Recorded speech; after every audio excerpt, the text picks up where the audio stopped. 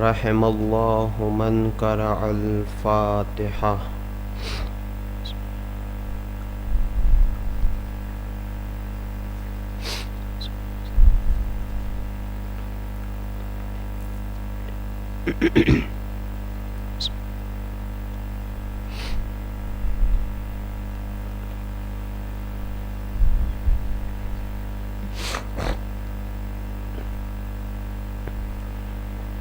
لا حول ولا قوة إلا بالله العلي العظيم. أعوذ بالله من الشيطان اللعين الرجيم. بسم الله الرحمن الرحيم. الحمد لله رب العالمين والصلاة والسلام على أشرف الأنبياء والمرسلين سيدنا ونبينا أبي القاسم محمد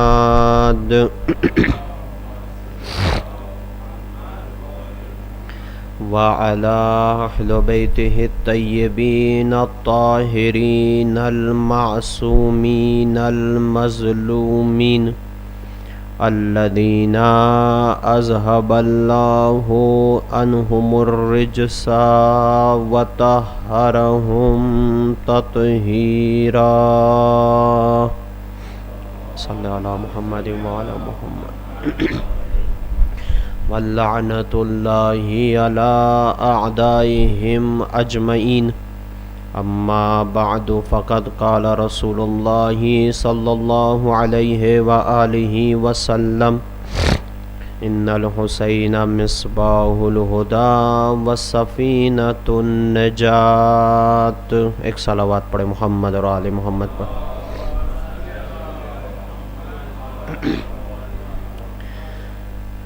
پروردگار عالم کا نہایتی لطف و کرم ہے کہ جس نے پھر ایک مرتبہ یہ توفیق اور سعادت نصیب فرمائی کہ آپ کی خدمت میں حاضر ہو سکوں اور چند معروضات پیش کر پاؤں. قبل اس سے کہ کل کے موضوع کو آگے بڑھایا جائے، پہلی مجلس سے جس چیز کا آغاز کیا ہے کہ یہ فرش عزا کیوں، یہ مجلس کیوں، یہ مقصد عزا کیا ہے، ہماری مجلس سے ہم کیا چیز حاصل کر سکتے ہیں. پہلی چیز بیان ہوئی تھی کہ اس مجلس کا مقصد، پڑھنے والے کا مقصد، سننے والے کا مقصد یہ ہونا چاہیے، حتیٰ کہ مجلس آرگنائز کرنے والے کا بھی یہی مقصد ہونا چاہیے کہ ہماری قوم کی عقل رشد کرے، عقل کا لیول اوپر آئے. دوسری چیز بیان کی گئی تھی کہ علم میں اضافہ ہو. کل تیسری چیز بیان کی گئی تھی کہ اسی مجلس کے ذریعے ہمارے عقائد میں تقویت پائی جائے، ہمارے عقائد اور زیادہ قوی ہو. یہ ہماری مجلس کا مقصد ہونا چاہیے اور اس پر ہم کل گفتگو کر چکے ہیں. اگر ہماری مجالس کے ذریعے اگر ہمارے عقیدے قوی اور مضبوط کے بجائے کمزور ہو رہے ہیں تو معاف کیجیے، وہ مجلس حسین تو نہیں ہو سکتی، وہ کوئی اور مجلس ہو سکتی ہے، مجلس حسین نہیں ہو سکتی، چونکہ مجلس حسین کا تقاضا ہی یہی ہے کہ ہمارے عقیدے قوی ہوں، مضبوط ہوں. آج چوتھی چیز، ہر روز کوشش کریں گے کہ ایک ایک چیز، چونکہ 10 چیز بیان کی گئی ہے تو اس میں سے ہر روز ایک ایک چیز انشاءاللہ بیان کریں گے. آج چوتھی چیزیں ہماری اس مجلس کا مقصد، ہماری اس عزا کا مقصد، ہمارے جلوس کا مقصد، حتیٰ کہ ہمارے سبیل کا مقصد، مجلس آرگنائز کرنے کا مقصد، مجلس پڑھنے کا مقصد یہ ہونا چاہیے کہ ہم بہت ہی توجہ کے ساتھ، میرے جوانوں کے لیے، کہ ہم کل کی کربلا کو سنیں، بہت توجہ کے ساتھ ہم کل کی کربلا کو سنیں یا کل کی کربلا کو سنائیں، تاکہ ہم اس کربلا سے عبرت لے کر آج کے زمانے کی کربلا کے لیے آمادہ ہو جائے. یہ ہمارا چوتھا مقصد ہونا چاہیے، وہ ہے عبرت. ہم کربلا کے واقعے سے عبرت لیں کہ کربلا کے اندر جب کل حسین ابن علی کے ساتھ جو تھے وہ کیوں تھے، اور جو حسین ابن علی کے ساتھ نہیں تھے تو وہ کیا وجوہات تھی کہ امام حسین کا ساتھ نہیں دے پائے. چونکہ اس عشرے کے درمیان کچھ باتیں آئے گی انشاءاللہ، کچھ کیریکٹر آپ کو پیش کیے جائیں گے، کچھ کردار بتائے جائیں گے کہ ایسے ایسے کچھ کردار ہیں تاریخ کے کہ جس نے امام حسین کا ساتھ نہیں دیا تو کیوں نہیں دیا، اور اس میں انالیسس کی بھی ضرورت نہیں ہے، خود انہوں نے اپنی زبان سے بیان کیا کہ ہم امام حسین کا ساتھ کیوں نہیں دے سکتے. یہ بھی عجیب تعجب ہے کہ انہوں نے خود اقرار کیا کہ ہم امام حسین کا ساتھ کیوں نہیں دے سکتے. تو یہ بھی ہمارے لیے عبرت ہیں. کیوں عبرت ہے؟ کیوں عبرت ہے؟ اس لیے کہ ابھی ایک حسین زندہ ہے، ابھی ایک حسین آنے والا ہے، ابھی ایک کربلا ہونے والی ہے. کہیں ایسا نہ ہو کہ آنے والی کربلا میں اور آنے والے حسین سے ہم اتنا دور ہو جائیں کہ ہم حسین ابن علی کا ساتھ نہ دے سکے. چونکہ امام زمان ارواحنا الفدا جب آئیں گے، جب تشریف لائیں گے تو وہ بھی چند ندا بلند کریں گے جس کو تاریخ نے رقم کیا ہے. آپ کو معلوم ہے، میں نے ابھی ایک جگہ عرض کیا تھا، جلدی جلدی میں بیان کروں تاکہ موضوع سے پھر ٹائم زیادہ نہ چلا جائے. امام زمان جب تشریف لائیں گے تو آپ مکے سے 5 ندائیں بلند کریں گے، 5 صدائیں بلند کریں گے. یہ 5 صدائیں کیا ہوگی؟ یہ 5 صداؤں کے ذریعے اپنا تعارف کرائیں گے، اپنی معرفت کروائیں گے. اور عجیب ہے کہ ان 5 صداؤں میں سے 4 صدائیں امام حسین علیہ السلام سے ربط رکھتی ہوگی. یعنی امام زمان اپنا تعارف بھی امام حسین کے ذریعے کروائیں گے. یعنی آپ سوچ سکتے ہیں کہ امام کے ظہور سے پہلے پہلے دنیا میں امام حسین کا نام، امام حسین کا کردار، امام حسین کی سیرت اتنی پھیل چکی ہوگی کہ امام زمان اپنے تعارف کے لیے امام حسین کے ذکر کا اور امام حسین کے کردار کا سہارا لیں گے. یا اہل العالم انا جدی الحسین، اے دنیا والوں مجھے پہچانو، میں اس کا فرزند ہوں. اور پھر چونکہ مصائب کے ذکر ہے میں اس لیے نہیں چاہ رہا ہوں کہ زیادہ بیان کروں، لیکن امام زمان کی یہی صدا ہوگی کہ میں اس کا فرزند ہوں جس کو کربلا میں قتل کیا گیا، جس کو کربلا میں ذبح کیا گیا. میں اس کا فرزند ہوں، میں اس کا فرزند ہوں کہ جس کو گھوڑے سے اس طرح سے گرایا گیا کہ جب اس کے بدن میں کپڑے نہیں تھے. یہ امام زمانہ کہیں گے انا جدی الحسین. خیر، تو امام زمان علیہ السلام آج اربعین جو ہے، اللہ آپ کو نصیب کرے اربعین کی زیارت، اور واقعی زندگی میں ایک بار ضرور جائے اربعین.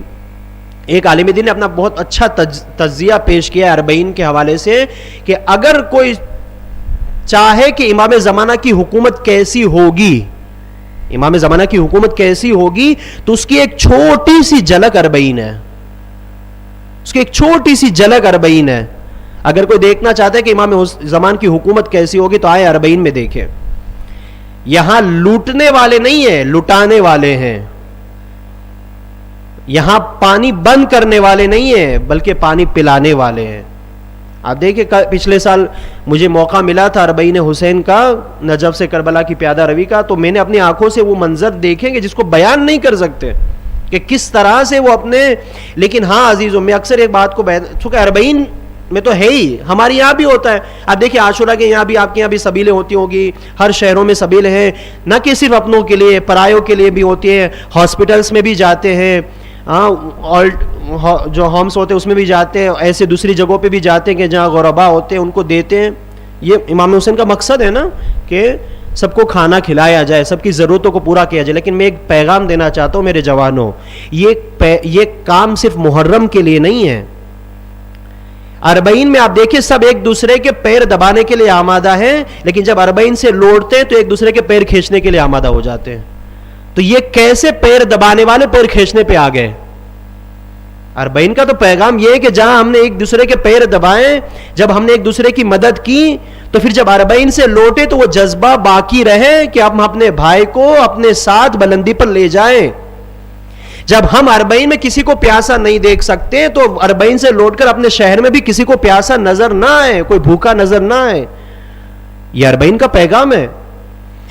تو خیر میں کہنا یہ چاہ رہا تھا کہ امام زمان علیہ الصلوۃ والسلام کا ربط امام حسین سے ہے. تو یہی فرش ازا کا بھی یہی مقصد ہونا چاہیے کہ ہم کل کی کربلا سے عبرت لیں, کل کی کربلا سے ہم درس لیں, اور اس عبرت کو, اس درس کو اپنی زندگی میں یوٹیلائز کریں تاکہ ہم امام زمانہ کی حکومت کے لیے آمادہ ہو سکے. ایک یہ بات ہو گئی. دوسری بات, پہلی مجلس میں نے ایک چیز عرض کی تھی, کہ اب میں موضوع پہ آ گیا کہ آیا یہ عزاداری ذریعہ ہے یا مقصد. پھر جواب تو نہیں دیا تھا میں نے, اور آپ میں سے کسی نے پوچھا بھی نہیں. ہاں, عزاداری ذریعہ یا مقصد؟ اگر خود عزاداری ایک مقصد ہے تو پھر اس پہ کوئی سوچنے کی بات ہی نہیں ہے. لیکن نہیں, اگر ذریعہ ہے تو پھر مقصد کیا ہے اس عزاداری کا؟ کوئی ایسا مقصد ہونا چاہیے کہ جس کے لیے اتنی بڑی تحریر چلائی جاتی ہے. عزاداری ایک بہت بڑی تحریر کا نام ہے. یہ 2 مہینہ 8 دن ہم جو مجالس کرتے ہیں, جلوس پہ جلوس, عزاداری پہ عزاداری, اس کا مطلب کہ کوئی ایسا اہم اور ہدف ہے, اہم مقصد ہے کہ جس تک ہمیں پہنچنا ہے اس عزاداری کے ذریعے.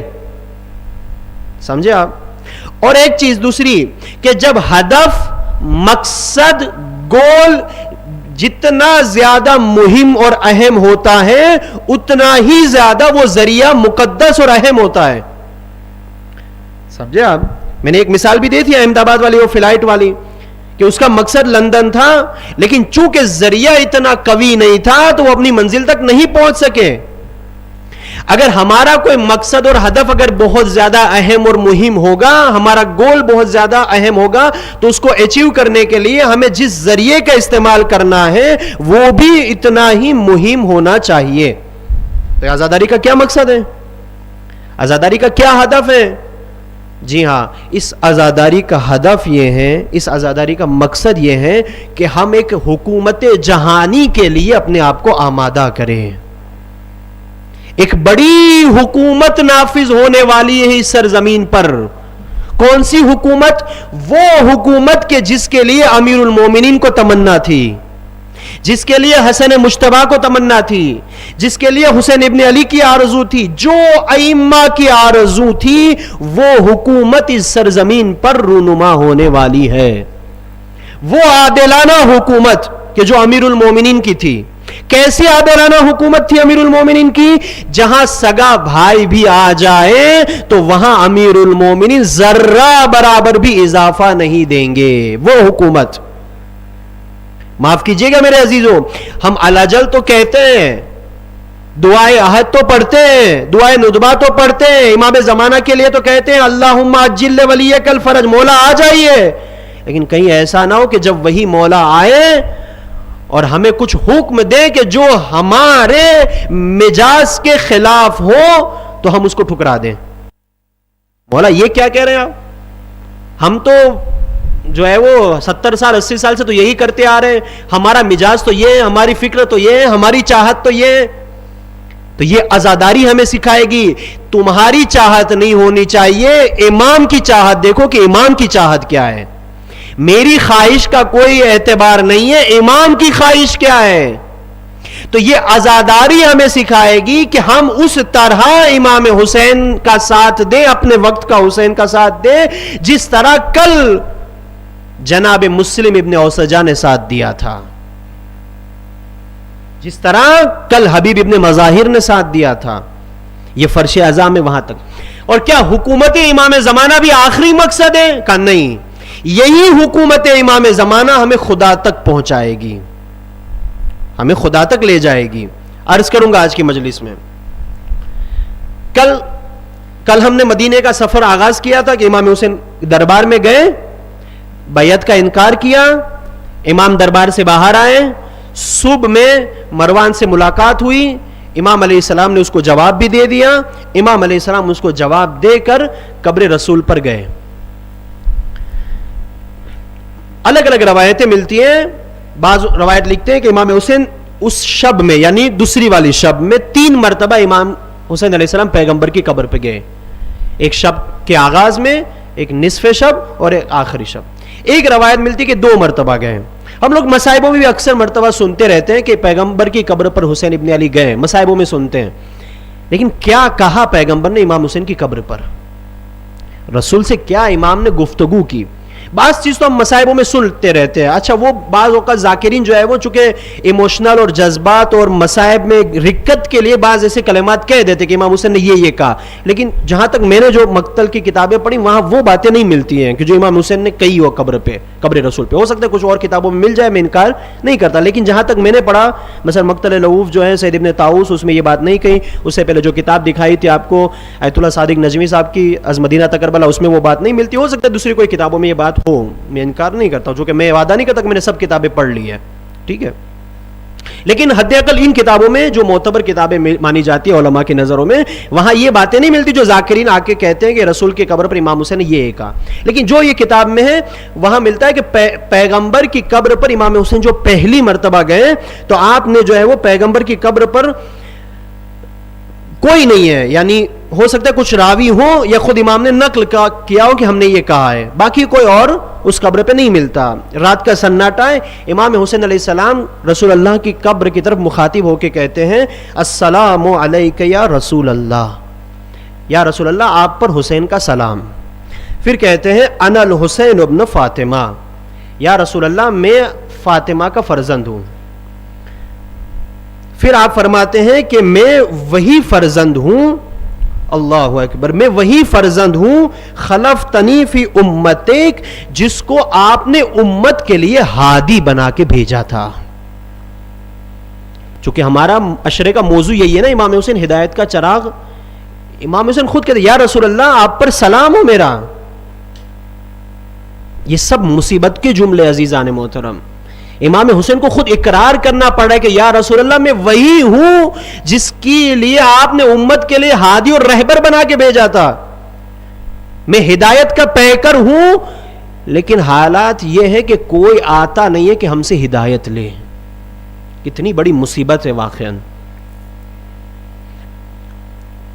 پھر آپ فرماتے ہیں کہ یا رسول اللہ یہ میری شکایت ہے، امام حسین رسول کی قبر پہ شکایت کرتے ہیں کہ یہ میری شکایت ہے، حتیٰ کیا، کہاں تک، الیکا حتیٰ القاک، یہاں تک کہ میں آپ سے مل نہ جاؤں، میں آپ سے ملاقات نہ کر جاؤں، تب تک میری یہ شکایت رہے گی۔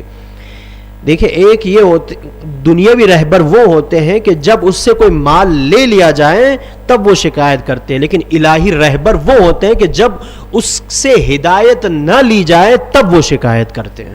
یہ فرق ہے دنیاوی رہبروں میں اور الہی رہنما میں۔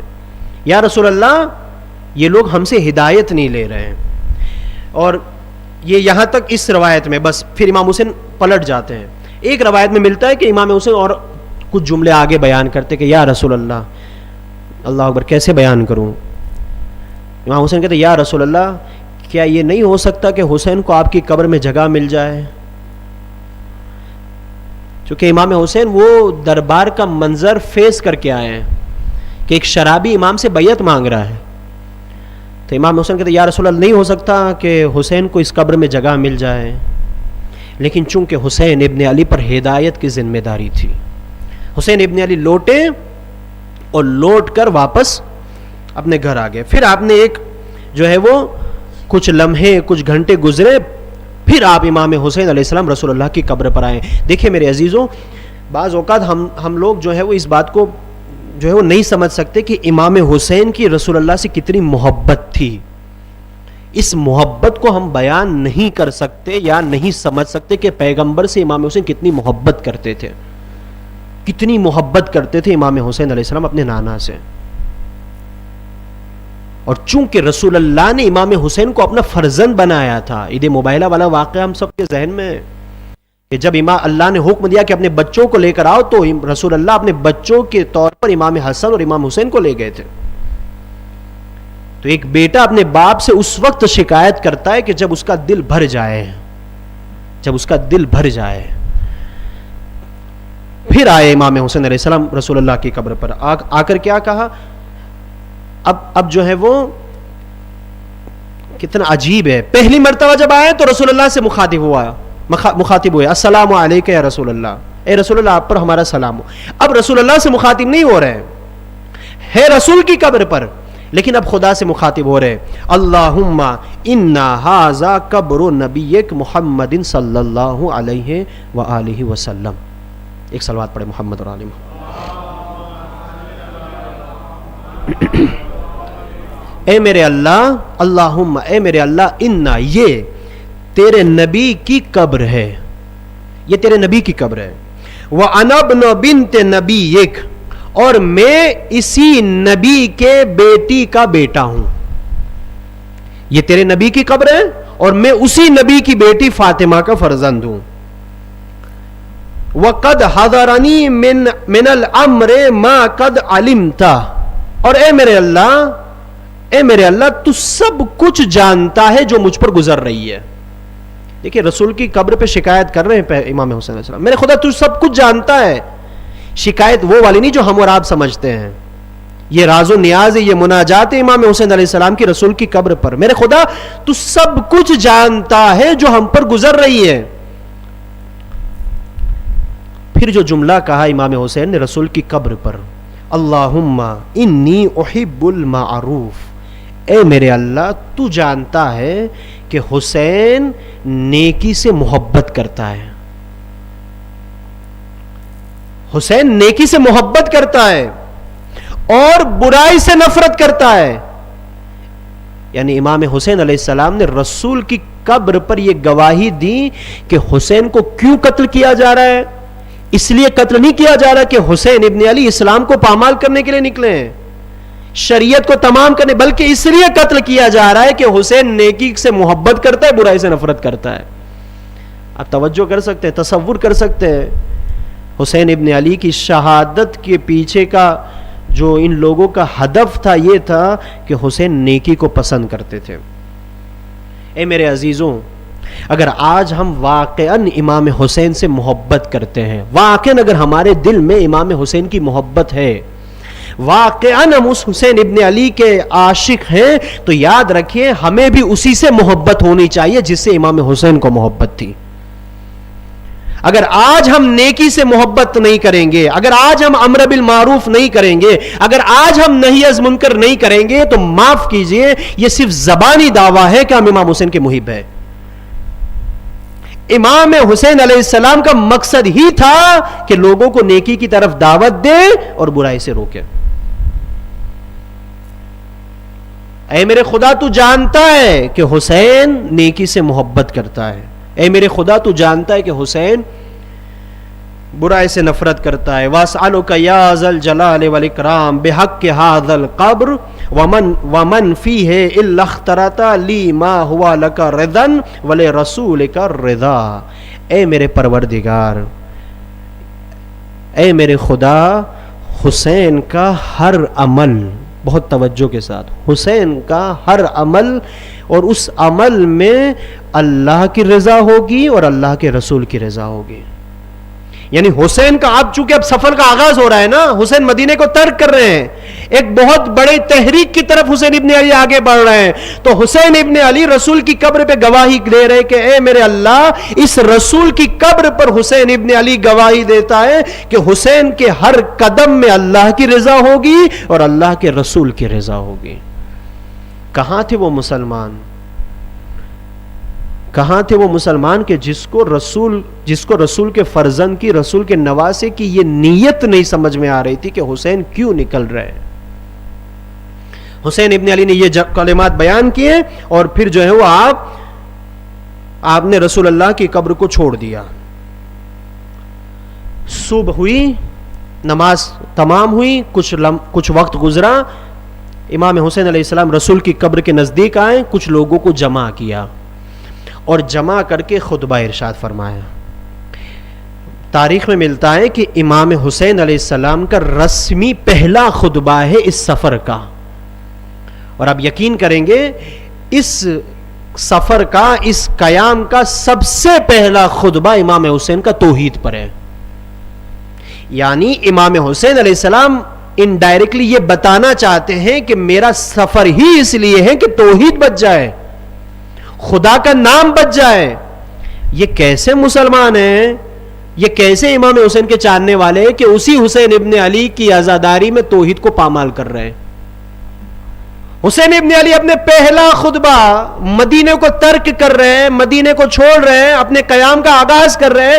سب سے پہلے امام حسین علیہ السلام بیان کر رہے ہیں کہ میں اس لیے نکل رہا ہوں تاکہ توحید بچ جائے, خدا کا نام بچ جائے, لا الہ الا اللہ بچ جائے.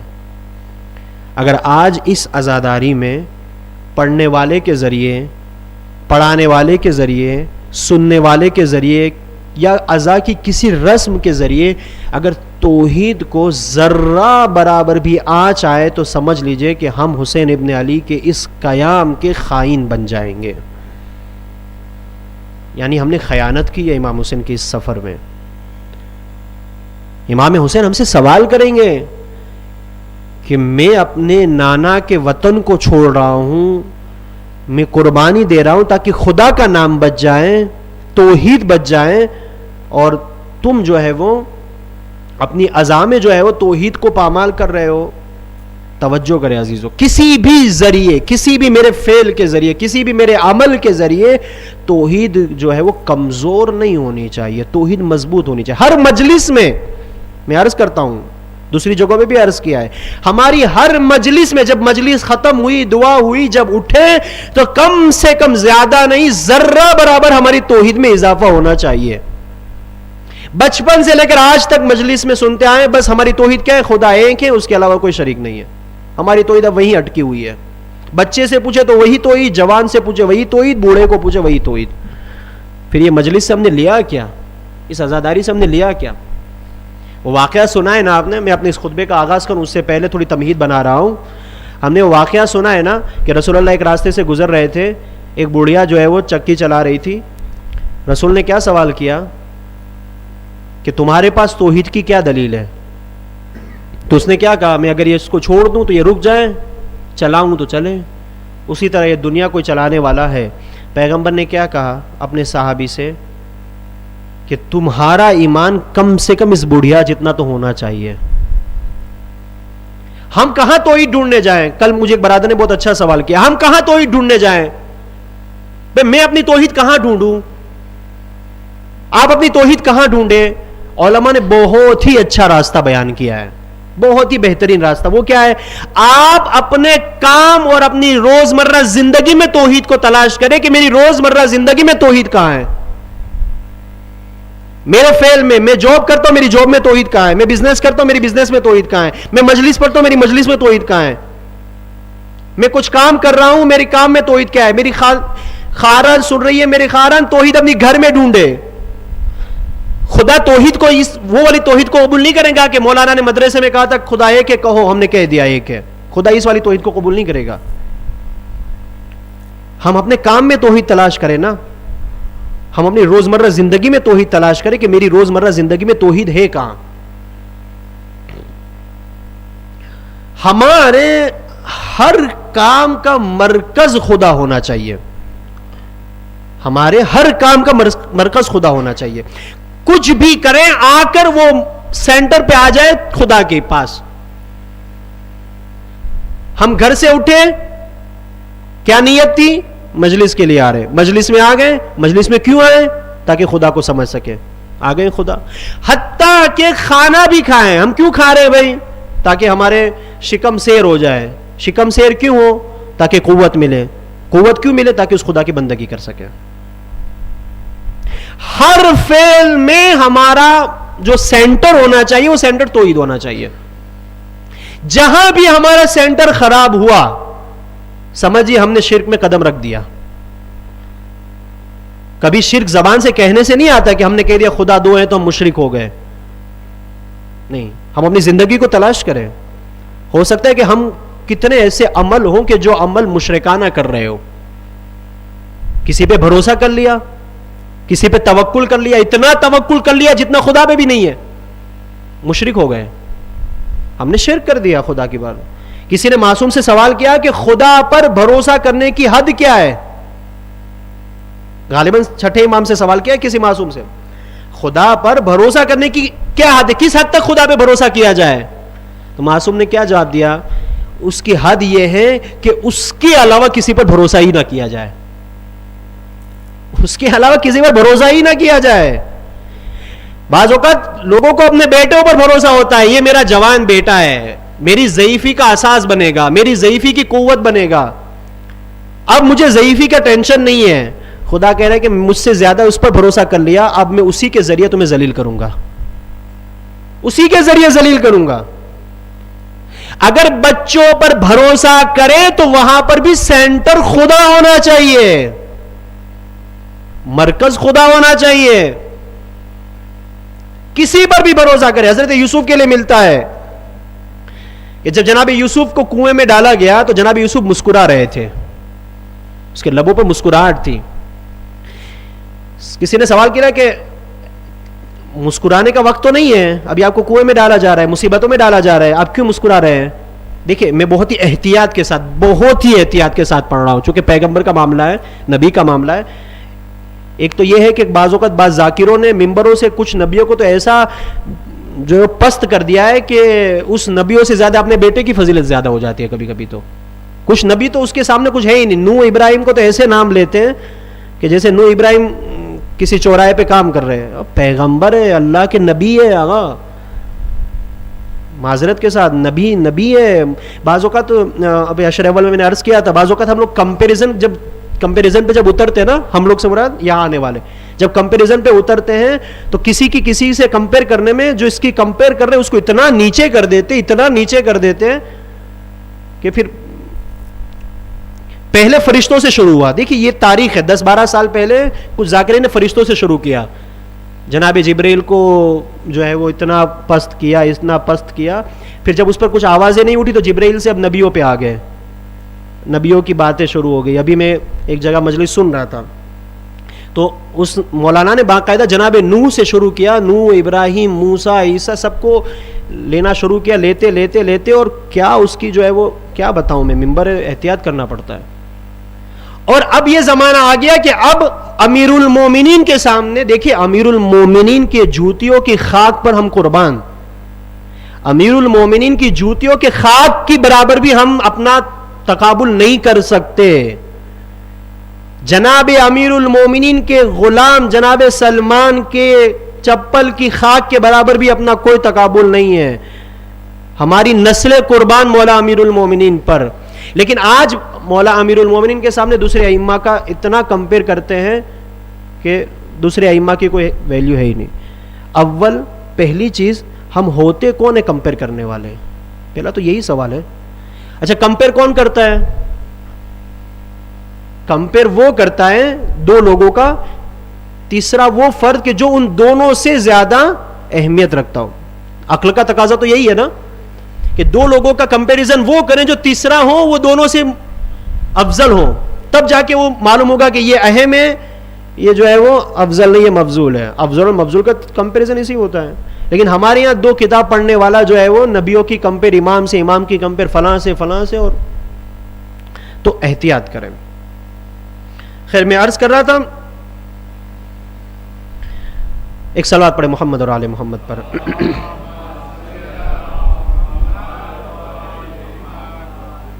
خیر بات ذہن سے نکل گئی یہ کمپیریزن کے چکر میں.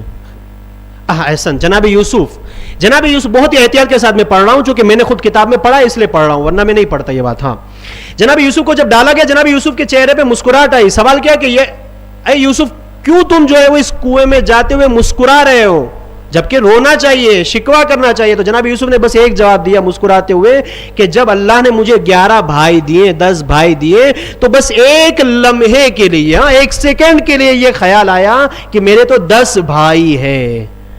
خدا نے مجھے توجہ دلائی کہ اے یوسف کس طرف جا رہے ہو, اصل تو میں ہوں, مرکز تو میں ہوں. تو اللہ نے اسی بھائی کے ذریعے مجھے کنویں میں ڈال کے یہ بتایا کہ جس پر بھروسہ کرو گے, بس میں یہاں رک جاؤں گا, اس سے آگے نہیں. تو ہم کوشش یہ کریں کہ ہم بھروسہ کریں, باپ بیٹے پہ حتمن بھروسہ کریں, فطری چیزیں. بھائی پہ بھروسہ کریں, فطری چیزیں. ماں بیٹے پہ بھروسہ کریں, فطری چیزیں. لیکن اس بھروسے کا مرکز خدا ہونا چاہیے. سمجھ رہے؟ یہ ہے توحید.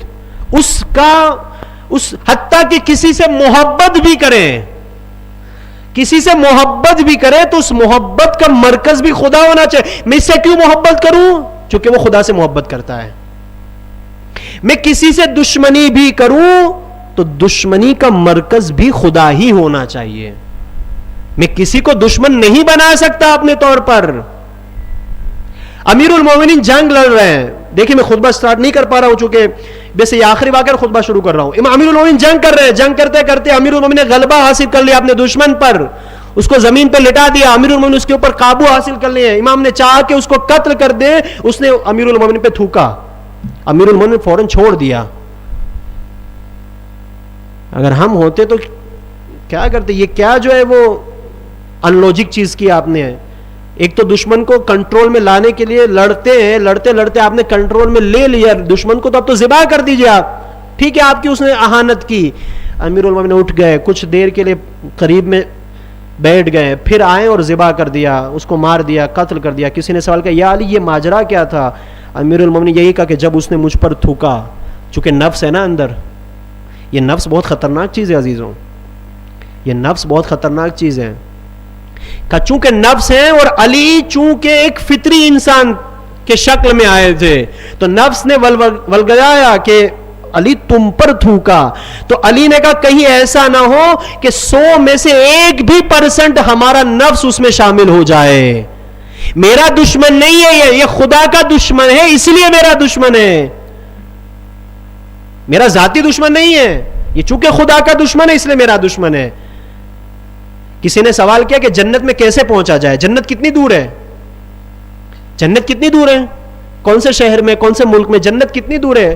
جنت میں کیسے پہنچا جائے؟ تو کتنا پیارا سا جواب دیا, جنت بہت نزدیک ہے. ایک قدم اپنے نفس پر رکھو, دوسرا قدم جنت میں. ایک قدم اپنے نفس پہ رکھو, نفس کو کچلو. جہاں تم نے نفس پر کنٹرول کر لیا دوسرا قدم جنت ہے. جو لوگ حسین ابن علی کے سامنے آ گئے تھے, روبرو ہو گئے تھے حسین ابن علی کو قتل کرنے پر, چونکہ انہوں نے نفس پر کام نہیں کیا تھا, اس نے نفس پر کام نہیں کیا تھا. بہت اہم ہے نفس پہ کام کرنا. اور علماء اخلاق جو ہیں, جو حوزے میں درس دیتے, درس اخلاق, وہ اکثر و بیشتر اس بات کو بیان کرتے ہیں کہ اگر ہم اپنے نفس پر کام نہیں کریں گے تو ممکن ہے کہ ہم طاغوت بن جائیں, ہم باغی بن جائیں, ہم خدا کے برابر میں اپنے آپ کو کھڑا کر دیں اگر ہم اپنے آپ کو نفس کے اوپر کام نہیں کریں گے. نفس پہ کام کرنا شروع کریں. جہاں نفس انسان کے ان کاموں کے اندر حاوی ہونا شروع ہو جائے, مثلا ایک بڑا انسان ہے, پیسے خوب ہے ان کے پاس, مالدار ہے, کروڑ پتی ہے, تو اب وہ نفس اس کروڑ پتی کا جو ہے وہ پیسے سے استفادہ کرے گا. تو وہاں وہ کروڑ پتی کیا کریں, اپنے سے نیچے کے لوگوں کو سلام کرنا شروع کر دیں. تو یہ سلام کرنا اس کے نفس کو کچیل دے گا. سمجھا؟ اسلام نے ہر چیز کا علاج رکھا ہے, ایسا نہیں ہے کہ علاج نہیں ہے. اسی لیے تو ہم کہتے ہیں ان الدین عند اللہ الاسلام, یہ اللہ کا دین ہے. تو جو اللہ کا دین ہے اس میں کوئی کمی نقص نہیں ہے. تو حسین ابن علی پیغمبر کی قبر کے پاس سب کو جمع کرتے ہیں, اور جمع کرنے کے بعد ایک خطبہ ارشاد فرماتے ہیں, اور اس خطبے کا جو موضوع ہے وہ توحید ہے. امام حسین فرماتے ہیں ایھا الناس, اے لوگو. آپ دیکھیں سب سے پہلا جملہ جو امام حسین نے انتخاب کیا ہے, سب سے پہلا جملہ اس خطبے کا, اے لوگو, ایھا الناس, اے لوگو, ایسے لوگوں سے دور ہی رہو جس نے اپنے آپ کو دین سے نکال دیا ہے. خطبے کا سب سے پہلا جملہ, ان لوگوں سے دور ہو جاؤ جو بے دین ہے. چونکہ اگر تم ان لوگوں سے اپنی صحبت رکھو گے, ٹھیک ہے تم دیندار ہو, ٹھیک ہے تم مذہب پرست ہو, ٹھیک ہے وہ بے دین ہے, لیکن جب تمہاری اٹھک بیٹھک, تمہارا چلنا پھرنا, رہنا سہنا ان کے ساتھ رہے گا تو پھر وہ بے دینی والی چیزیں تمہارے اندر بھی آنے لگے گی. امام حسین نے کہا وہ اپنے آپ کو ان سے دور کر لو جو بے دین ہے. مسلمان کے گھر میں پیدا ہو جانا اس بات کی کوئی دلیل نہیں ہے کہ ہم دیندار ہیں. اگر ہم مسلمان کے گھر پیدا ہو گئے تو اس بات کی کوئی دلیل نہیں کہ ہم دیندار ہیں، جب تک کہ یہ دین ہمارے وجود میں نہ آ جائے، جب تک یہ دین ہمارے عمل میں نہ آ جائے، جب تک یہ اسلام ہماری رگوں میں نہ آ جائے. حسین ابن علی کا اسلام اور تھا اور مدینے والوں کا اسلام اور تھا. یزید کو مدینے والوں کے اسلام سے کوئی مشکل نہیں تھی، مشکل تھی حسین ابن علی کے اسلام سے. توجہ کریں میرے جوان، حسین ابن علی کے اسلام سے مشکل تھی. وہ اسلام، بہت توجہ اس جملے پر، وہ اسلام کہ جو کبھی بھی مسلمان کو سونے نہیں دیتا، جو ہمہ وقت بیدار رکھتا ہے، جو ہمہ وقت ذمہ داریوں سے آشنا کرواتا ہے کہ میری ابھی ذمہ داری کیا ہے اگر میں مسلمان ہوں. مدینے میں جو لوگ تھے وہ اپنے ذمہ داریوں سے دور ہو چکے تھے، نمازیں پڑھتے تھے، پیغمبر کی قبر پہ جاتے تھے، روزہ رکھتے تھے، حج پہ گئے تھے 1.25 لاکھ لوگ، حاجی بھی تھے، قاری بھی تھے، مصلی بھی تھے، سب کچھ تھے. نہیں تھے تو بس مسلمان نہیں تھے. کوفے میں کیا ہوا؟ جناب مسلم کو امام نے کوفے میں بھیجا نا، سب نے بیعت کر لی جناب مسلم کے ہاتھوں پر. کتنے ہزار خطوط امام حسین کو آئے، دینداری والے خطوط، دینداری والے خطوط آئے نا. انشاءاللہ 6 یا 7 مجلس میں عرض کریں گے کوفے کے جو حالات تھے، مکے میں جب پہنچیں گے ہم لوگ تب کہ کوفے میں کیا حالات تھے. لیکن ابھی چونکہ موضوع سے ٹچ ہو رہا ہے، کوفہ بھرا ہوا تھا نا مسلمانوں سے. جناب مسلم نے مغرب کی پڑھائی، جب پیچھے مڑ کے دیکھا سب غائب ہو گئے. پورا کوفہ مسلمانوں سے بھرا ہوا تھا، مسلم صرف ایک تھا. یعنی مسلمان ہونا اور ہے، اسلام کو اپنے وجود میں بسانا اور ہے. دیندار بن کے اپنی شکل اور اپنے لباس کو دیندار بنانا اور ہے، واقعاً معرفت دین کو اپنے دل میں بسانا اور ہے.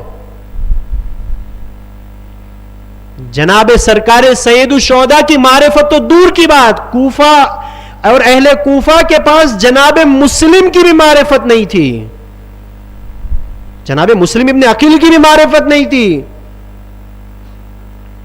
جب جناب مسلم گئے کوفے کے اندر، میں 2 منٹ لوں گا معذرت کے ساتھ، 2 سے 2.5 منٹ. جب جناب مسلم کوفے کے اندر گئے، لوگوں نے بیعت کر لی. کچھ منافق تھے، جیسے آج ہر زمانے میں ہر شہر میں منافق ہوتے ہیں، ہر جماعت میں ہر جگہ پر منافق آپ کو نظر آ جائیں گے. جہاں دیندار ہوں گے وہاں منافق بھی ہوں گے، اس میں کوئی شک نہیں. کوفے میں بھی تھے منافق. فوراً خط لکھ دیا کہ کوفے کی حکومت جا رہی ہے، کوفے میں انقلاب آ رہا ہے، لوگ مسلم کا ساتھ دے رہے ہیں، امام حسین علیہ السلام کوفے کے لیے نکل چکے ہیں، جلدی سے کچھ کیا جائے. تو کیا کیا؟ کوفے میں کس کو بھیجا؟ کس کو بھیجا کوفے میں؟ ابن زیاد کو بھیجا نا کوفے میں. ابن زیاد ایسے ہی انٹر ہو گیا تھا کوفے میں. چونکہ ابن زیاد نے دیکھیں معرفت شناسی بہت ضروری ہے، معرفت شناسی بہت ضروری ہے. اور یہ معرفت شناسی اسی فرش ازا سے آئے گی کہ میں اپنے دشمن کو تو پہچانوں کہ میرا دشمن ہے کون. ہو سکتا ہے وہ دشمن اسلام کا لباس پہن کر آئے، نہ جملے کو بدلوں، ہو سکتا ہے وہ دشمن لباس رسول پہن کر منبر پر بیٹھ کر اسلامی باتیں کریں، لیکن ہے وہ دشمن. کب پہچانیں گے؟ جب ہمارے اندر معرفت ہو. ابن زیاد نے کیا دیکھا کہ پورا کوفہ مسلم کا ساتھ دینے کے لیے آمادہ ہو گیا. اگر میں کوفے میں ابن زیاد بن کر آیا تو کوئی فائدہ نہیں ہے. تو کیا کیا انہوں نے؟ امام حسین علیہ السلام کا لباس اپنایا. ایسے ردا پہنی جیسے امام حسین پہنتے تھے، ایسے امامہ لگائے جیسے امام حسین لگاتے تھے، ایسے قبا پہنی. دیکھیں مجھے ایک نتیجہ لینا ہے، اس لیے میں تمہید لگا رہا ہوں. ایسے لباس پہنا جیسے امام حسین لباس پہنتے تھے. اور جو اپنے لوگ تھے اسے کیا کہا؟ کوفے میں ایک میسج سپریڈ کرو کہ امام حسین آ رہے ہیں، امام حسین آ رہے ہیں، امام حسین آ رہے ہیں. ایک نتیجے تک پہنچانا ہے مجھے. امام حسین آ رہے ہیں، پورا کوفہ تکبیر بلند ہو رہی ہے، اللہ اکبر، فرزند رسول آ رہا ہے، فرزند رسول آ رہا ہے. سب لوگ کوفے کی سرحد پر پہنچ گئے اور ابن زیاد کو امام حسین سمجھ کر استقبال بھی کر چکے، تکبیریں بھی لگا چکے. بس نتیجہ یہی ہے میرے عزیزوں، اگر کوفے والوں جیسی معرفت ہوگی تو امام زمانہ جب ظہور کریں گے تو ہمارا بھی یہی حال ہوگا جو اہل کوفہ کا تھا. کیا ہے نتیجہ اس واقعے کا؟ نتیجہ یہ ہے کہ اگر، توجہ میرے جوانوں، اگر آنے والا حسین ابن علی ہوتا تو سب سے پہلے استقبال کے لیے مسلم جاتے. مسلم کا نہ جانا اس بات کی دلیل ہے آنے والا کوئی بھی ہو سکتا ہے، حسین ابن علی نہیں ہو سکتے. لیکن یہ معرفت نہیں تھی. پہنچ گئے ابن زیاد کا استقبال کرنے کے لیے. یہ عبرت ہے یا نہیں ہے ہمارے لیے؟ پہنچ گئے، ابن زیاد کا استقبال کر دیا اور بٹھا دیا اس کو بلڈنگ میں. اور پھر جو اس کے حالات پیش آئے، مسلم کی شہادت، ہانی ابن حروا کی شہادت، کربلا کا مقدمہ، فرزند رسول کی شہادت، یہ سب. لیکن اگر اتنی معرفت بنا لی ہوتی کوفے والوں نے اور آ گئے ہوتے مسلم ابن عقیل کے پاس اور کہتے کہ آپ کا کیا موقف ہے. آج ہمارے جوان ہوتے نا پریشان ہوتے، ہم کیا کریں؟ جاؤ علماء کے پاس جاؤ، علماء سے پوچھو کہ ہم کیا کریں، وہ آپ کی رہنمائی کریں گے. کوفے والوں نے یہی نہیں کیا کہ وہ مسلم کے پاس نہیں گئے کہ ہماری کیا ذمہ داری ہے، ہم کیا کریں. حسین ابن علی نے اپنے خطبے کا آغاز ہی یہیں سے کیا کہ ان لوگوں سے دور ہو جاؤ جس نے اپنے آپ کو دین سے دور کر دیا ہے.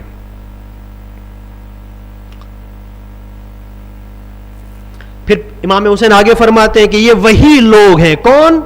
جو بے دین ہیں. یہ وہی لوگ ہیں جو اللہ کو اپنے جیسا سمجھتے ہیں. اللہ تو ہم جیسا ہے، حالانکہ وہی سب کچھ ہے، کوئی شے اس کی طرح نہیں ہے. خدا کی توحید بیان کر رہے ہیں حسین ابن علی. وہ حسین ابن علی توحید بیان کر رہے ہیں جس نے اپنے سر کو توحید کے لیے قلم کروا دیا. کوئی بھی شے ایسی نہیں ہے جو خدا کے برابر ہو. وہ مہربان اور تمام امور کا جاننے والا ہے. دیکھیں یہ جو جملے امام نے انتخاب کیے ہیں اس کے پیچھے بصیرت ہے، ایک حکمت چھپی ہوئی ہے. اگر تم آج ہمارا ساتھ نہیں دو گے اور یہ سمجھ رہے ہو کہ کوئی نہیں جانتا تو خبردار، کوئی جانے یا نہ جانے خدا جان رہا ہے. خدا کے علم میں ہے کہ تم ہمارا ساتھ نہیں دے رہے ہو اور تم یزید کا ساتھ دے رہے ہو. لیکن اگر تم ہمارا ساتھ دو گے تو خدا کے علم میں یہ بھی ہے کہ تم ہمارا ساتھ دو گے. اور یہ امام حسین نے 28 یا 29 رجب کو مدینے میں کہا، لیکن اس بات کی دلیل آج تک ہم دیکھ رہے ہیں کہ کربلا آج بھی زندہ ہے. کربلا آج بھی زندہ ہے. ورنہ ایک چھوٹا سا حصہ جس میں چند لوگ نے جنگیں کی، آج کتنی جنگیں ہو رہی ہیں؟ آج 1400 سال کی تاریخ لگے، کتنی جنگیں ہو رہی ہے، کتنی جنگیں ہم کو یاد ہیں. جنگ جہانی ایک جو ہوئی، کتنے بچوں کو یاد ہے جنگ جہانی ایک؟ کتنے لوگ مارے گئے، کون مرا، کس نے مارا؟ جنگ جہانی 2 ہوئی، ورلڈ وار 2 کس کو یاد ہے؟ اس سے پہلے کتنی جنگیں ہوئی، کس کو یاد ہے؟ لیکن اللہ رے کربلا کا معجزہ، اللہ رے کربلا کا، چند لوگ تھے. یہ جو جنگیں ہوئی جس میں ہزاروں لوگ مارے گئے لیکن یاد نہیں ہے، لیکن ان 72 جس نے امام حسین کے ساتھ شہادت پیش کی، قیامت تک اس کا ذکر باقی ہے. کیوں؟ وہی توحید. چونکہ خدا یہ چاہتا ہے کہ کربلا زندہ رہے، خدا یہ چاہتا ہے کہ کربلا باقی رہے.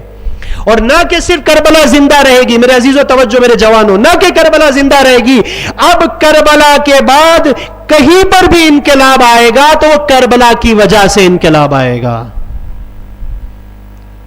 کہیں پر بھی انقلاب آئے گا، کہیں پر بھی باطل کو شکست دی جائے گی، کہیں پر بھی حق کی جیت ہوگی تو وہ کربلا کی وجہ سے ہوگی.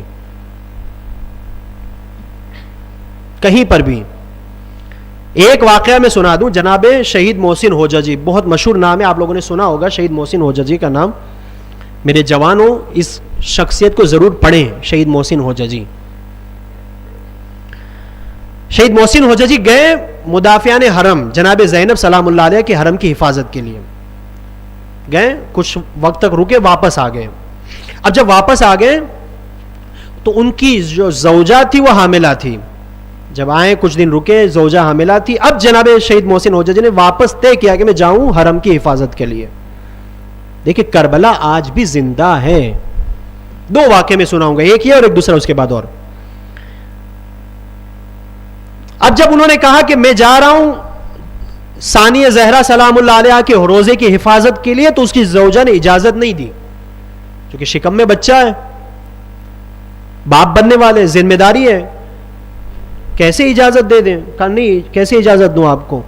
جناب شہید محسن ہوجہ جی نے کیا کہا, ٹھیک ہے میں نہیں جاتا ہوں, بس میرا ایک سوال ہے, تم اس کا جواب دے دو, میرا ایک سوال ہے تم سے, اس کا جواب دے دو, پھر میں نہیں جاؤں گا.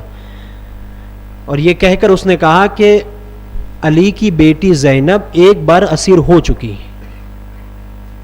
ایک بار تو اسیر ہو چکی, اگر آج دوبارہ اس کے روزے پر حملہ ہوا اور میں یہاں زندہ رہ چکا اور کل زینب تم سے سوال کرے گی تو تم کیا جواب دو گی؟ کہ تم نے اپنے شوہر کو بچا لیا اور میرا حرم بسمار ہو گیا, تو تم کیا جواب دو گی؟ بس یہ سننا تھا, فوراً اجازت دے دی. کیا مطلب ہے؟ کہاں سے یہ جذبہ آیا؟ یہی کربلا سے. ایک جب جنگیں ہوئی تھی ایران اور عراق کی, تو اس میں 13 سال کا شہید ہے جس کا نام ہے شہید حسین فہمیدے. نہیں معلوم کسی نے نام سنا ہوگا, نہیں سنا ہوگا. شہید حسین فہمیدے 13 سال کی عمر. اس وقت یہ ہوا کہ حق اور باطل کے جو درمیان کا حصہ تھا اس میں بم اور میزائلز رکھے ہوئے تھے, اور جو ہے وہاں سے ٹینک آ رہا تھا ایک. اب ہونا یہ تھا کہ اگر کوئی اس بم پہ, اس میزائل ٹینک پہ سو جائے تو وہ پل ٹوٹ جائے اور یہاں کی طرف نقصان نہ ہو, یہاں کے لوگ شہید نہ ہو. یعنی بیچ والا ایک راستہ تھا, اور اگر وہ آ گیا اس طرف اس پل پار کر کے تو یہاں نقصان ہونا. اب سوال یہ آیا کہ وہاں سوئے کون؟ یعنی بم کے ٹنگ کے نیچے سونا, یعنی لاش کے ٹکڑے ٹکڑے ہونا, ٹکڑے بھی نہیں کہہ سکتے, ٹکڑے سے بھی ٹکڑے ہونا. اب بم بھرے ٹینک کے نیچے آنا یعنی پریشر آنا, پھر پھٹنا, یعنی تمام. کو سوئے گا کون؟ تو سب لوگ کہہ رہے تھے کہ میں چلا جاتا ہوں. اس میں ایک 13 سال کا بچہ تھا حسین فہمیدے, اس نے کہا کہ میں جاتا ہوں. سب نے کہا خیریت, تم بچے ہو ابھی, یہ وہ اجازت نہیں مل سکتی. کہا نہیں میں جاؤں گا. کہا نہیں ہم اجازت نہیں دے سکتے. جو کمانڈر تھا اس نے کہا اجازت نہیں مل سکتی تمہیں. دیکھیں کربلا آج بھی زندہ ہے, کربلا آج بھی زندہ ہے. اجازت نہیں مل سکتی تمہیں کہ تم جاؤ وہاں پر. تو کہا نہیں مجھے تو جانا ہے کسی بھی حال میں. تو کہا ایک کام کرو, تم امام خمینی سے اجازت لے لو, اگر اس نے اجازت دے دی تو پھر جاؤ. اس نے کہا ٹھیک ہے مجھے ملواؤ ان سے, امام سے. وہ گئے, امام خمینی کی خدمت میں حاضر ہوئے. کہا کیا ماجرا ہے؟ کہا یہ ہے. تو کہا کہ نہیں اجازت نہیں ہے, تم 13 سال کے ابھی نوجوان ہو, ایک کام کرو تم جاؤ ان لوگوں کو پانی پلاؤ, ان لوگوں کی مشکلات کو حل کرو, خدمت کرو, دوسری جو چھوٹے موٹے کام ہے اس کام کو کرو, یہ رہنے دو, جب بڑے ہو جانا تب ہونا. اس نے کہا ٹھیک ہے آغا میں نہیں جاتا ہوں, بس آپ مجھ سے ایک وعدہ کریں. اللہ اکبر. کہاں سے آتی ہے یہ معرفت بچوں میں؟ اگر یہ فرش اذان نہ ہوتی تو یہ بچوں میں معرفت نہ آتی. آغا میں نہیں جاتا ہوں, میں چلا جاتا ہوں واپس, بس آپ مجھ سے ایک وعدہ کرو کہ آج کے بعد کبھی آپ جناب قاسم کے مصائب نہیں پڑھیں گے. آج کے بعد آپ کبھی جناب قاسم کے مصائب نہیں پڑھیں گے. کہا کیوں؟ کہا اگر 13 سال کا قاسم شہید ہو سکتا ہے تو میں کیوں نہیں ہو سکتا؟ اگر 13 سال کا وہ قاسم شہید ہو سکتا ہے تو میں کیوں نہیں ہو سکتا؟ جائیں, آج بھی اس کی قبر موجود ہے. حقیر کو بھی جو ہے موقع ملا اس کی قبر پر جانے کا, آج بھی اس کی قبر 13 سال کے جوان کی موجود ہے جس نے قاسم کو اپنا رول ماڈل بنایا. میرے جوانوں, علی اکبر کی سیرت کو اپناؤ, علی اکبر کی سیرت. اور کربلا یہی جو واقعات ہیں اس سے اس بات کا اندازہ ہوتا ہے کہ کربلا آج بھی زندہ ہے. اور یاد رکھیں میرے عزیزوں, چونکہ جتنے بھی انقلاب آئے اسی کربلا کی وجہ سے آئے, تو چونکہ یہ چیز بہت اہم ہے تو دشمن بھی اسی کربلا کو ختم کرنے کی سازش کرے گا. اگر میرے جوان, میرے نوجوان اگر ہوشیار نہیں رہے, بیدار نہیں رہے, تو ممکن ہے کہ دشمن اس کربلا کو ختم کرنے کی کوشش کرے. کربلا کو کیسے ختم کریں گے؟ کربلا کو کیسے ختم کریں گے؟ کربلا کا نام لینے پہ پابندی لگا دیں گے کہ نہ، کربلا کی روح کو نکال دیں گے. جو روح کربلا ہے، جو روح عزا ہے، جو روح عزاداری ہے، اس کو نکال دیں گے. پھر کہیں کہ تم مناؤ کربلا کو. دشمن کو اس کربلا سے کوئی مشکل نہیں ہے. دشمن کو اس کربلا سے مشکل ہے کہ جس میں روح زینبی ہو، جس میں روح حسین ابن علی ہو. اس کربلا سے دشمن کو مشکل ہے. اس عزاداری سے مشکل ہے کہ جس عزاداری میں روح زینبی ہو، جس میں ایسی روح ہو کہ جو عزادار کو کبھی غفلت میں نہ رہنے دیں، بلکہ اپنے آپ ذمہ داری سے ہمیشہ بیدار رکھیں. ایک صلوات پڑھیں محمد اور آل محمد. امام حسین خطبے کو آگے ارشاد فرماتے، امام فرماتے ہیں کہ وہ مہربان ہے، تمام امور کا جاننے والا ہے، کوئی ایسا نہیں جو اس کی برابری کرے. گردش ایام اس میں کوئی تبدیلی نہیں لا سکتے. یہ دنوں کا بدلنا، یہ سالوں کا بدلنا، یہ مہینوں کا بدلنا، ہمارے اندر تو تبدیلی آ سکتی ہے چونکہ ہم مخلوق ہیں. خالق میں کوئی تبدیلی نہیں آ سکتی. کیونکہ ایک جملہ تشریح کے قابل ہے، لیکن میں ابھی نہیں رک رہا ہوں. امام آگے فرماتے ہیں اس کی جبروت، اس کی بلندی اور اس کی جبروت اور اس کی قدرت کو ہمارے دل بھی محسوس نہیں کر سکتے کہ اس کی قدرت کیا ہے. پھر امام فرماتے ہیں جس طرح وہ آنکھوں سے مخفی ہے، عقل کی گہرائیوں سے پوشیدہ ہے، جس طرح اہل زمین سے پوشیدہ ہے، اسی طرح اہل آسمان میں بھی پوشیدہ ہے. یعنی کیا کہا امام حسین نے؟ بس اس خطبے کا آخری جملہ اور پھر میں زحمت تمام کر رہا ہوں. امام نے کیا کہا؟ وہ اتنا دور ہے کہ نہ ہماری آنکھیں اسے دیکھ سکتی ہے، نہ ہمارا دل اسے درک کر سکتا ہے، نہ ہم اسے محسوس کر سکتے ہیں، نہ اسے سمجھ سکتے. دیکھیں یہ جملے تمہید بنا رہا ہوں چونکہ اس کے بعد کا جملہ مجھے عرض کرنا ہے، حقیقی توحید مجھے عرض کرنی ہے. وہ اتنا دور ہے کہ جس طرح اہل زمین میں پوشیدہ ہے اس طرح اہل آسمان میں بھی پوشیدہ ہے. نہ دیکھ سکتے ہیں، نہ محسوس کر سکتے ہیں، نہ درک کر سکتے ہیں. پھر اس کے بعد حسین ابن علی اسی خطبے میں فرماتے ہیں وہ اتنا دور تو ہے لیکن اس سے نزدیکی عزت ہے اور اس سے دور ہو جانا ذلت ہے. وہ دور تو ہے لیکن اگر آپ نے اس سے دوری بنائی تو آپ ذلیل ہوں گے. اللہ اکبر. کاش کہ میں جملے کو سمجھا پاؤں. کتنا دور ہے کہ ہماری دل کی آنکھیں بھی اس کو نہیں دیکھ سکتی، لیکن اگر ہم نے اس کو دور مانا یا ہم اس سے دور ہو گئے تو ہم ذلیل ہو جائیں گے. عزت اس چیز میں ہے کہ ہم اس سے نزدیک ہو جائے. اللہ اکبر. یہاں وہی امیر المومنین کا وہ جملہ یاد آتا ہے کہ علی نے کہا اگر میری آنکھوں سے 7 پردے ہٹا دیے جائے تو علی کے ایمان میں ذرہ برابر بھی فرق نہیں آئے گا. علی وہی عبادت کرے گا جیسے پہلے کرتا تھا، نہ کم ہوگی نہ زیادہ ہوگی. جتنا دور ہے لیکن دور رہنے میں اور اس کو دور محسوس کرنے میں اگر کوئی اس کو دور ہی سمجھتا رہے تو وہ ذلیل ہے. ہم لوگ کیا سمجھتے ہیں کہ جب ہمیں قبر کے حوالے کیا جائے گا، کل ہم لوگ یہاں بیٹھے تھے تب بھی میں نے بات یہ چھیڑی تھی، بیان کی تھی کہ جب ہم قبر میں جائیں گے تو اللہ میں فرشتے میں سوال کریں گے من ربو کا، تمہارا رب کون ہے؟ سوال کریں گے نا.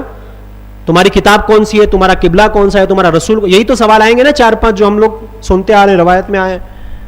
اگر کوئی انسان ہر روز یہ تسبیح نکالتا رہے کہ میرا رب خدا ہے، میرا رب خدا ہے، میرا رب خدا ہے، تو کیا یہ گارنٹی ہے کہ وہ قبر میں بھی جواب دیں کہ میرا رب پروردگار ہے؟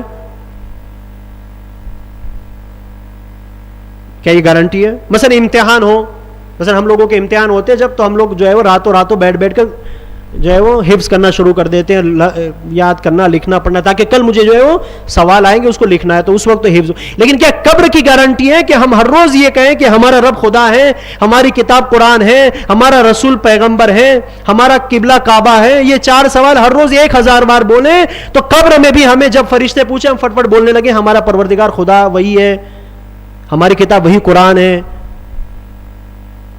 تو پھر کیا طریقہ ہے؟ سوال یاد بھی تو کرنا ہے نا، جواب بھی تو دینا. کہ جواب نہیں دیں گے تو وہاں تو پھر بچانے والا بھی کوئی نہیں ہے، وہاں کون آئے گا بچانے؟ وہی امیر المومنین بیان تو کرتے ہیں کہ جس باپ سے تم اتنی محبت کرتے ہو لیکن وہاں وہ باپ بھی کام نہیں آئے گا, وہاں وہ بھائی بھی کام نہیں آئے گا, وہاں وہ دوست بھی کام نہیں آئے گا. تو پھر کون سا ایسا راستہ ہے کہ ان سوالوں کا جواب دیا جائے؟ بس ایک راستہ ہے میرے عزیزوں, بس ایک راستہ. وہ کیا ہے؟ اگر ہم نے اس دنیا میں اپنے عمل میں خدا کو خدا تسلیم کیا ہوگا تو وہاں کہیں گے کہ ہمارا رب خدا ہے. اگر اس دنیا میں کہا ہوگا کہ ہمارا رب تو وہ پیسہ ہے تو وہاں وہی جواب آئے گا جو اس دنیا میں تسلیم کیا تھا.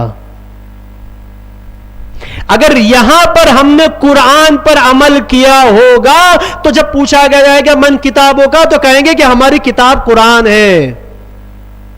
لیکن اگر یہاں فیس بک چلائے گا تو وہاں وہی کہیں گے کہ ہماری کتاب وہی فیس بک ہے. اٹھتے بیٹھتے سوتے جاگتے وہی ہمارے ہاتھ میں وہی فیس بک ہوتا ہے, وہی بک وہی کتاب ہماری ہے. لیکن اگر قرآن کو مسئلہ یہی ہے نا کہ ہم جو ہے وہ قرآن کو یا تو شب قدر میں کھولتے ہیں بے کہ یا اللہ کے لیے, اور یا استخارہ دیکھنا ہو تو مولانا کھولتے ہیں استخارہ دیکھنے کے لیے, یا مثلا بیٹی جاتی ہے تو اس کو جہیز میں قرآن دے دیتے بس. باقی قرآن اور ہم سے, جبکہ جملہ کہوں میں, جبکہ ہم تو اس حسین کے ماننے والے ہیں کہ سر تن سے جدا ہو گیا لیکن حسین سے قرآن جدا نہیں ہوا. نو کے نیزہ سے جس نے تلاوت کر کے یہ بتایا کہ حسین کا سر تن سے جدا ہو سکتا ہے لیکن حسین قرآن سے جدا نہیں ہو سکتے. لیکن ہم اسی حسین کے چاہنے والے قرآن سے کتنا دور ہے. ابھی تو میں پڑھنے کی بات کر رہا ہوں, پڑھنے سے کتنا دور ہے, پھر پڑھنا, پھر اس کو سمجھنا, پھر اس پر عمل کرنا, اس کی معرفت. اللہ اکبر.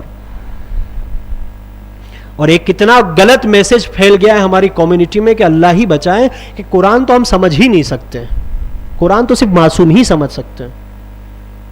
کس نے کہہ دیا؟ ٹھیک ہے جو قرآن کا اصل سے اصل مفہوم ہے وہ معصوم سمجھتے ہیں, لیکن ایسا بھی نہیں ہے. خود قرآن میں خدا کہتا ہے کہ ہم نے قرآن کو آسان نازل کیا ہے, آسان سے آسان نازل کیا ہے قرآن کو. تم سمجھو تو, سمجھنے کی کوشش تو کرو.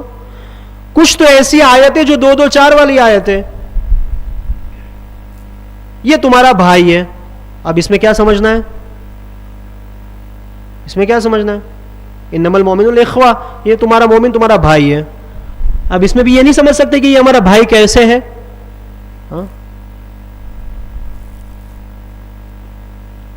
نماز کو قائم کرو, زکوٰۃ کو دو, اللہ کی راہ میں خرچ کرو, تو یہ کہ یہ سمجھ میں نہیں آتا کہ اللہ کی راہ میں خرچ کرو یعنی کیا؟ ہاں, تو وہاں کیا کہتے ہیں؟ نہیں وہ کوئی خرچ کرنے والی کوئی خاص چیز ہوگی. ہاں, خرچ کرنے والی کوئی خاص چیز ہوگی اور خاص لوگ ہوں گے جو اس کو خرچ کریں گے. ہمارے استاد اخلاق ایک بہت اچھی مثال دیتے ہیں درس اخلاق میں کہ بعض ایسے لوگ ہوتے ہیں سماج میں کہ جس کی ڈکشنری میں دینے کا ورڈ ہوتا ہی نہیں ہے, دینے والا لفظ ہے ہی نہیں اس کی ڈکشنری میں, بس لینے والا ہی لفظ ہے. اور پھر وہ مثال کیا دیتے ہیں کہ 2 لوگ تھے, سمندر کے کنارے گئے, اس میں سے ایک اس کا جو دوست تھا وہ ڈوب رہا تھا, تو اس نے کہا اپنا ہاتھ دو, تو اب چونکہ ڈکشنری میں دینے والا ورڈ ہے ہی نہیں تو کیسے کہا؟ اس نے کہا میرا ہاتھ لو, تو فوراً لے لیا. سمجھ رہے آپ؟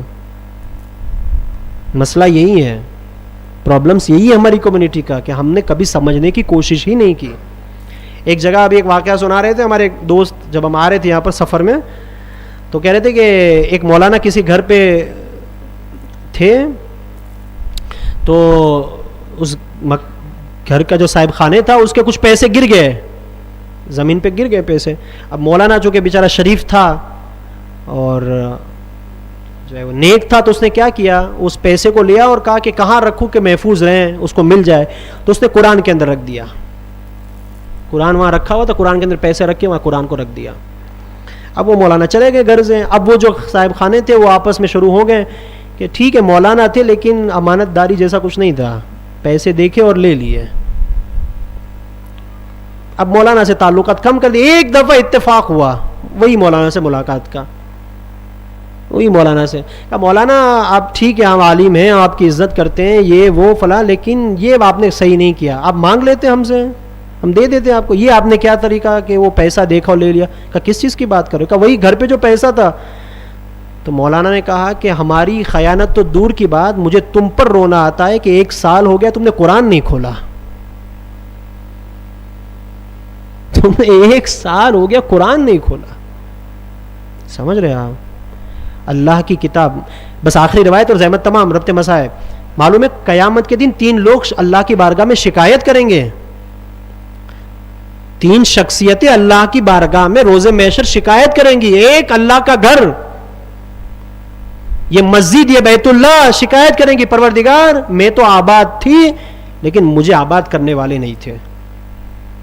ایک وہ عالم جو باعمل ہو، اپنی بستی میں بھی ہو اور لوگ اسے استفادہ نہ کریں، وہ عالم شکایت کرے گا. جیسے امام حسین نے قبر رسول پہ شکایت کی یا نہیں کی کہ پروردگار تو گواہ رہنا کہ میں ہادی بن کے آیا تھا لیکن لوگوں نے مجھ سے ہدایت نہیں لی. اسی طرح وہ عالم بھی شکایت کرے گا. اور ایک اللہ کی کتاب قرآن. ہم اور آپ دیکھ لیں کہ جب وہ اللہ کی کتاب شکایت کریں گی تو ہم خدا کو کیا جواب دیں گے. بس عزیزو زحمت تمام، یہی کربلا ہے کہ جس نے قرآن کا بھی درس دیا ہے، جس نے معرفت کا بھی درس دیا ہے. ہر مصیبت کو حسین ابن علی نے برداشت کر لیا، لیکن یہ برداشت نہیں ہوا کہ دین پامال ہو جائے، شریعت پامال ہو جائے. یہ حسین ابن علی کو برداشت نہیں ہے. ابھی 20-22 دن پہلے مشہد مقدس میں تھا، امام رضا کے حرم میں تھا. 20-22 دن ہو گئے لیکن سامنے وہی امام رضا کی زری ہے. چاہتا ہوں ایک روایت امام رضا کی. روایت میں ملتا ہے کہ جب پہلی محرم آئی تو امام علیہ السلام نے دیبل کو بلایا. دیبل کون ہے؟ امام رضا علیہ السلام کے زمانے کا ایک شاعر ہے جناب دیبل، جو شاعری کرتے تھے. امام رضا نے اس کو بلایا اور کہا اے دیبل تمہیں خبر نہیں ہے کہ آج پہلی محرم ہو گئی؟ کہا مولا خبر ہے پہلی محرم ہو گئی. کہا دیبل پھر تم نے ہم پر کوئی شاعری نہیں کہی، تم نے کوئی مرثیہ نہیں پڑھا؟ کہا مولا ایک مرثیہ میں نے آمادہ کیا ہے، اگر آپ اجازت دے تو میں پڑھ دوں. امام نے کہا نہیں رک جاؤ. امام نے ایک ممبر آمادہ کیا، پھر اسی طرح ایک پردہ کھینچا اور اپنی ماں و بہنوں کو بھی بلایا. اور اس میں آپ کی ایک بہن تھی جس کا نام معصومہ کم ہے، حضرت فاطمہ معصومہ. حضرت فاطمہ معصومہ ہے، امام کی دیگر بہنیں ہیں، مائیں ہیں، پھوپھیاں ہیں، سب پردے کے اس طرف ہے، اس طرف امام رضا ہے، کچھ صحابی ہیں. اور دیبل نے قصیدہ پڑھنا شروع کیا، مرثیہ پڑھنا. مرثیہ کیا تھا؟ بس ایک جملہ مرثیہ کا. آپ نے جناب فاطمہ کی طرف مخاطب ہو کے فرمایا یا فاطمہ، اے بی بی آسمان کے ستارے اس زمین پر بکھر گئے. اور پھر کیا کہا؟ ایک ستارہ مدینے میں ہے، ایک ستارہ نجف میں ہے، ایک ستارہ کربلا میں ہے، ایک ستارہ قازوین میں. جب یہ شاعری کر چکا تو امام رضا نے کہا اے دیبل آیا اجازت دیتا ہے کہ میں بھی ایک شعر کہوں تمہارے اس قصیدے میں؟ دیبل نے ہاتھوں کو جوڑا، مولا میرے شرف کہ میرے مرثیے میں آپ کا شعر آ جائے. امام بسم اللہ. امام رضا نے پھر دوہرایا اے فاطمہ اے جدہ آسمان کے ستارے زمین میں بکھر گئے، ایک مدینے میں، ایک نجف میں، ایک کربلا میں، ایک قازمین میں اور ایک توس میں. اللہ اکبر. ایک توس میں. ایک مرتبہ دیبل لرز گئے، مولا میں تو آپ کے گھر کا غلام ہوں، مولا مجھے نہیں معلوم کہ توس میں کون دفن ہے. کہا دیبل ذرا صبر کرو، ایک دن آئے گا کہ تمہارا یہی ایمان توس میں دفن ہو جائے گا. جب دیبل نے یہ سنا ہاتھوں کو جوڑا. بس عزادارو قیامت کے یہ جملے ہیں. ہاتھوں کو جوڑا، مولا کیا اجازت ہے کہ میں یہی شعر خود دوہراؤں؟ کہا دیبل دوہراؤ. ایک مرتبہ دیبل نے دوہرانا شروع کیا. جب یہاں پہنچا کہ ایک ستارہ توس میں دفن ہے، ایک خاتون پردے سے باہر آئی، اے دیبل خاموش ہو جاؤ، اے دیبل خاموش ہو جاؤ.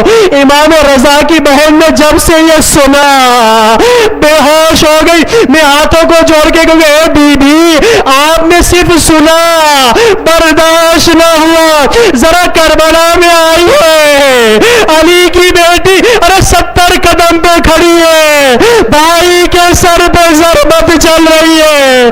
زینب آواز در اے پسر سان, میرا ابا جایا ذبح ہو رہا ہے, ارے تو کھڑا دیکھ رہا ہے. اللہ نے زینب نے کیسے برداشت کیا ہوگا. اجرکم اللہ. عزادارو ابھی سکینہ کے مصائب ہوئے نا, بس میں جناب سکینہ کی مصیبت کے 2 جملے زحمت تمام.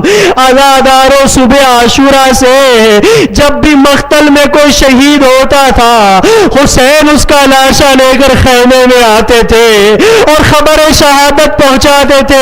اے زینب تمہارا اکبر شہید ہو گیا, اے زینب تمہارا قاسم شہید ہو گیا, اے زینب تمہارا ہونا محمد شہید ہو گئے. کبھی خالی علم لے کر آ کر کا زینب تمہارا عباس فرات کے کنارے سو گیا. اللہ نے ایک ایسا وقت آیا کہ اب کون حسین کی خبر شہادت خیموں تک پہنچائے, اب کوئی باقی نہ رہا. ایک مرتبہ حسین کا باوفا زلجنا آگے بڑھا, اپنی گردن کو حسین کے خون سے آلودہ کیا, زینب کے خیمے تک آگے بڑھا. ارے ابھی زینب آگے آئے, اس سے پہلے حسین کے سینے پر سونے والی سکینہ آگے آئی. اب جو ایک مرتبہ زلجنا کو دیکھا, آپ کے گھر بھی چھوٹی چھوٹی بیٹیاں ہوگی نا, اللہ آپ کی بچیوں کو سلامت رکھے, ایسے یتیمہ نہ کرے جیسے حسین کی یتیمہ ہوئی. ایک مرتبہ جب سکینہ کی نگاہ بابا کے گھوڑے پر گئی جس کی پوری پیشانی خون سے تر تھی, ارے سکینہ سمجھ گئی کہ میں یتیم ہو گئی, میرا بابا شہید ہو گیا. ایک مرتبہ برداشت کر پائیں گے, سکینہ بابا کے گھوڑے کے پاس جا کے بیٹھ گئی, بس ایک سوال کیا, یا جوادہ بھی اے میرے بابا کے گھوڑے, مجھے اتنا تو یقین ہو گیا میرا بابا شہید ہو گیا, بس مجھے اتنا بتا دے حل سکے ابھی کا تاتشانہ. ارے جب میرے بابا کو ذبح کیا پانی پلایا تھا کہ